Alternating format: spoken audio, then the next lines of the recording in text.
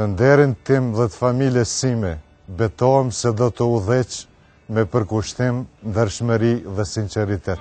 Një vizion dhe një qëllim të bashkuar, të fiton me dashuri dhe me krenari, zemrën e kanë gjithmonë tek ti, populli im.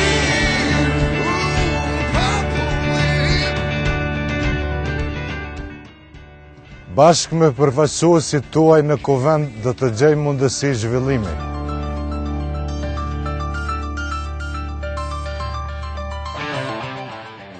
Do të bëj të besoni që pushteti është i juaj përherë. Me 15 nëntor tregoni se jeni sovran. Për një shtime tjetër, dilni.